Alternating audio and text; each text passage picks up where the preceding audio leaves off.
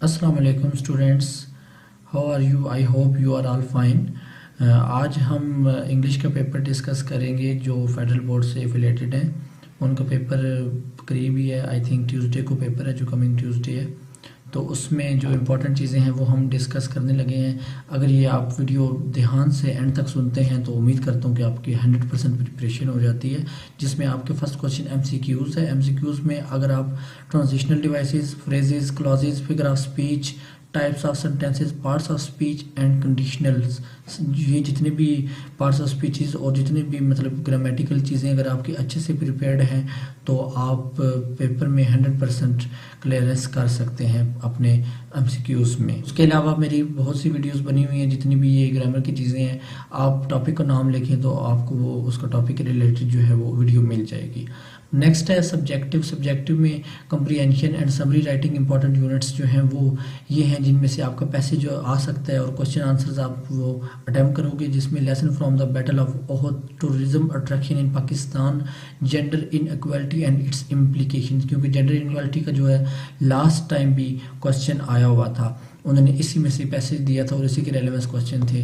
Truck और Hubble, ये कुछ क्वेश्चंस है, ये जो कुछ चैप्टर्स हैं, इन चैप्टर्स को आपने अच्छे से थारोली एक बार स्टडी कर लेना है और इनके लिटिल बिट ट्रांसलेशन डिस्कस कर लें ताकि आपको प्रॉब्लम ना हो। मज़ीद स्टैंजा बेस्ड क्वेश्चंस हैं, जिसमें स्टैंजा बेस्ड में से आपकी इंपॉर्टेंट पोएम्स हैं solitary reaper, all the world stage, once upon a time और इफ़।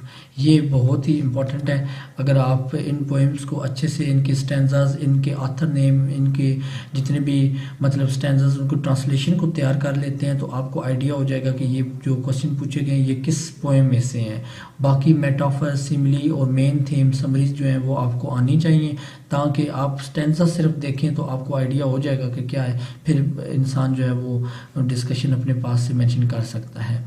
और इम्पॉर्टेंट ऐसे राइटिंग जो है मैंने अपने स्टूडेंट्स को भी यही प्रिपेयर करवाए हैं, आप भी यही कर लें। और अगर इससे हट के भी कोई आ जाए ऐसे तो वो भी इसके रेलेवेंसी होगा, जैसे कि इन्फ्लेशन है, pressure of college life, food crisis, energy crisis, social evils in Pakistan. ये इंपॉर्टेंट ऐसे थे जो आपके पेपर में आने के 90% चांसेस हैं। इंपॉर्टेंट रिपोर्ट्स के क्वेश्चंस हैं, क्योंकि काफ़ी स्टूडेंट्स और टीचर्स की को आ रहे थे मैसेजेस के इंपॉर्टेंट रिपोर्ट्स कुछ बता दें, तो उसमें फूड क्राइसिस है, स्ट्रीट क्राइम्स हैं, corruption, law and order conditions, internet addiction, against wheel driving.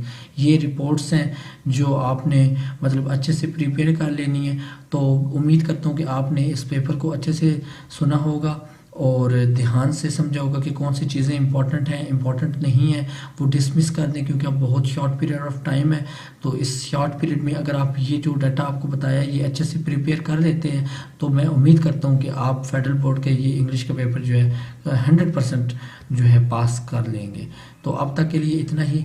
मज़ीद नेक्स्ट वीडियोज़ के साथ मिलते हैं। अल्लाह हाफिज़।